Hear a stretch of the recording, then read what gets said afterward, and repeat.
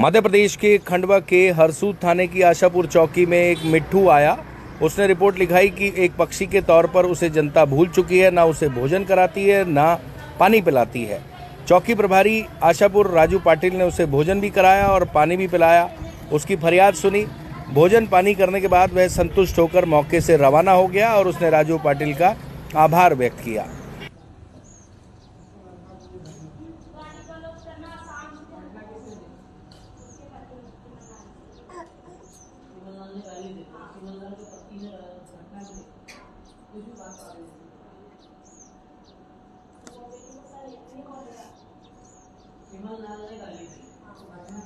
उधर से बना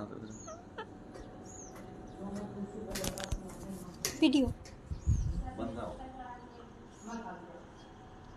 इसने घटना देखी मैं पूछ रहा हूँ ना ये पूछ रहे